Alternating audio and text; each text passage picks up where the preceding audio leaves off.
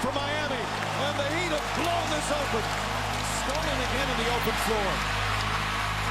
Wade sidestep, Westbrook backs it in, and a foul. The arena lights dim, the bass drops, and somewhere between the echo of sneakers on hardwood and the flick of a beard as thick as a brand, a left hand rises into the air and three fingers follow. I'm a star. James Harden is I said star. I owe that brother an apology. He's a superstar. Or he couldn't drive on you. Harden on the attack to the basket. Harden! And one! Is it on the basket?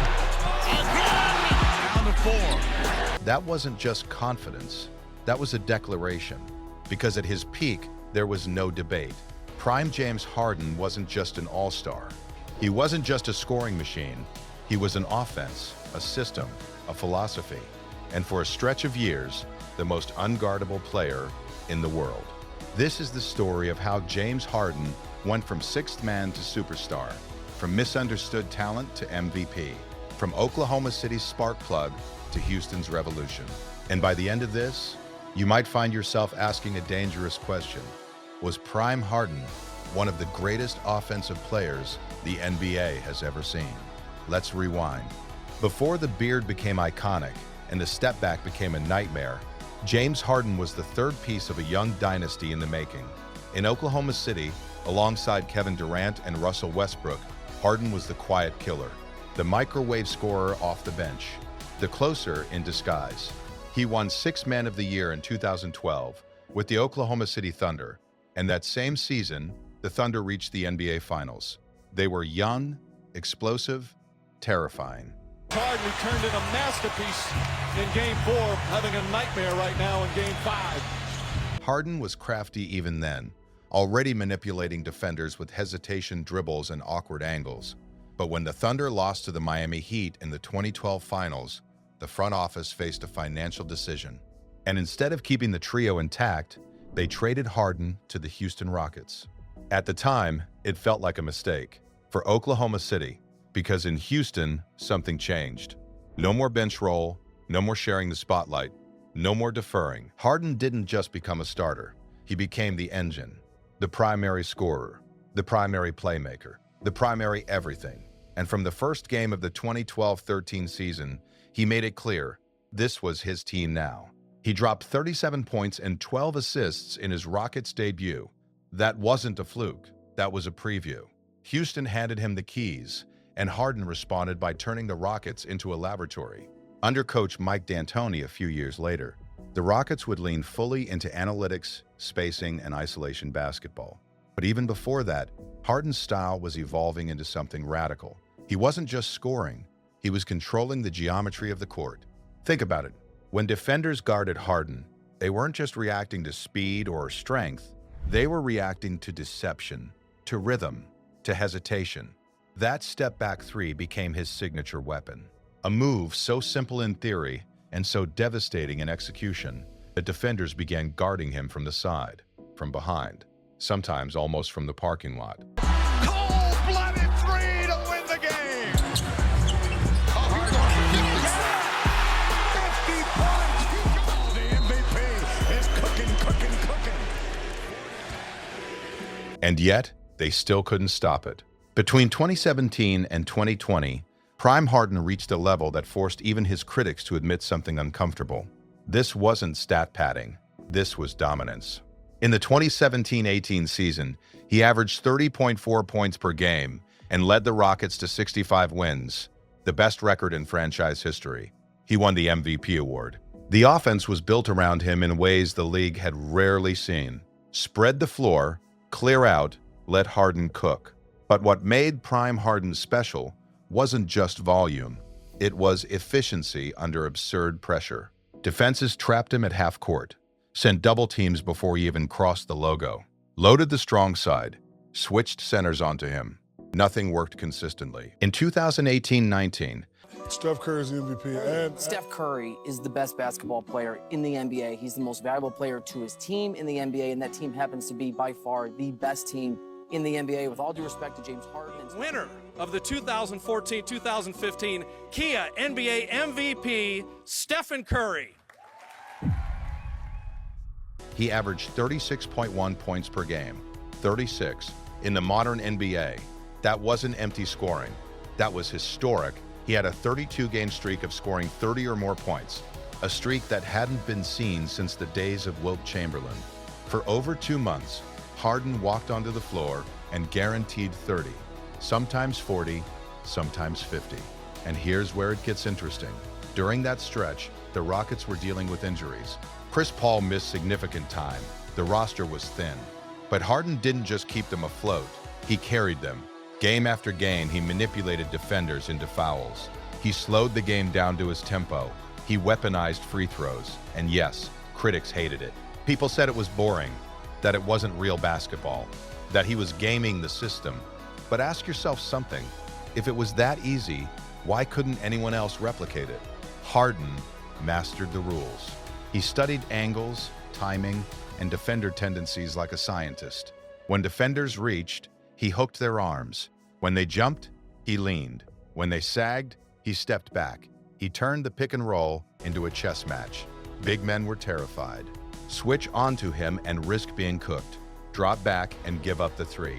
Hedge too high and watch him split the trap. Prime Harden wasn't just scoring.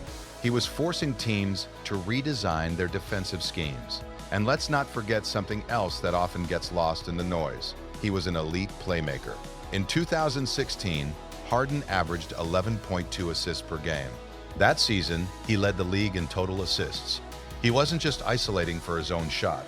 He was creating open threes for teammates, lobs for Clint Capella, corner shots for shooters who thrived off his gravity. At one point, it felt like every possession ended with Harden either scoring or assisting. That's control. That's star power. That's I'm a star energy in its purest form. But greatness is never simple. The playoffs became the shadow that followed Prime Harden. No matter how brilliant he was in the regular season, the question lingered, can he get over the hump? The Rockets had their best chance in 2018. They faced the Golden State Warriors in the Western Conference Finals. This wasn't just any Warriors team. This was the dynasty. Stephen Curry, Klay Thompson, Draymond Green, Kevin Durant. Houston pushed them to 7 games. They were up 3-2 in the series, 1 win away from the finals. Then came Game 7. The Rockets missed 27 consecutive three-pointers. 27. It was a collapse that still haunts fans. Harden finished with 32 points, but the narrative shifted. Fair or not, he became the face of the failure. And that's the paradox of Prime Harden. On one hand, he was arguably the most unstoppable scorer of his era, not named Kevin Durant. On the other hand, he never captured that championship moment in Houston. But here's something that often gets overlooked. Basketball history has a way of simplifying legacies. Rings or no rings. Clutch or choker. Winner or not. But Prime Harden was operating in one of the most talent-loaded eras ever. He ran into the Warriors dynasty at its peak. And even then, he pushed them further than almost anyone else in the West. Now pause for a second. Imagine Prime Harden in a different era, without switch-heavy defenses, without teams built specifically to counter spacing, without a dynasty blocking his path. Would the narrative be different? That's not an excuse. It's context. After years in Houston, the partnership eventually fractured. Tensions rose. The roster changed. Chris Paul was traded. Russell Westbrook arrived. The small ball experiment went extreme. With PJ Tucker playing center, for a brief moment in early 2020, it looked terrifying. Harden and Westbrook attacking with 5 shooters. No traditional big, pure speed and space. But it didn't last. The bubble playoffs exposed limitations. The Rockets fell to the Los Angeles Lakers. Shortly after, Harden requested a trade. And just like that, the Prime Harden era in Houston ended. He moved on, eventually landing with the Brooklyn Nets alongside Kevin Durant and Kyrie Irving. For a brief stretch, that trio looked unstoppable. Harden shifted into more of a pure playmaking role, leading the league in assists during parts of that run. But injuries hit. Chemistry issues followed. The dream dissolved. He later joined the Philadelphia 76ers, where he reinvented himself again, leading the league in assists in 2,223. Not the same scoring monster. Not the same isolation-heavy approach. but still elite in vision and control. That's another layer of Prime Harden's legacy: adaptability. He wasn't a one-trick scorer. He could be a 36-point assassin or a 21-point, 11-assist floor general. He evolved. But when people say Prime Harden, they're talking about that Houston stretch, the beard, the step back, the 50-point triple-doubles. The nights where 40 felt routine. And here's where we bring it back to the title: I'm a star. That phrase wasn't arrogance, it was proof. He wasn't drafted as a franchise savior. He wasn't handed a dynasty. He built his own spotlight. From 2015 to 2020, if you were game planning against the Rockets, your entire whiteboard started with one name: Harden. Stop him. Good luck. He changed how teams defended. He changed how offenses valued spacing. He pushed the limits of individual usage in the modern era, and he did it while carrying a scoring burden few players in history have handled. Was he perfect? No. Did he have playoff struggles? Yes. But Prime James Harden was one of the most skilled offensive players ever to touch a basketball. The footwork, the handle, the patience, the strength to absorb contact, the vision to find shooters. And maybe the most underrated part of all, durability during his peak. For multiple seasons, he played heavy minutes, rarely missed games, and carried absurd usage rates without breaking down. That's not just talent, that's conditioning and will.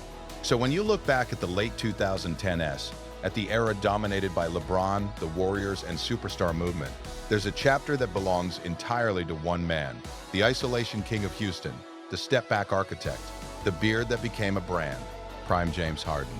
And maybe the real question isn't whether he was a star. Maybe it's this: when the history books settle and the noise fades, will we fully appreciate just how rare that run was? Because for a stretch of years, every time he crossed half court, you knew something was about to happen. And deep down, so did the defenders. He wasn't asking for permission. He wasn't waiting for validation. He already knew: I'm a star. Yeah.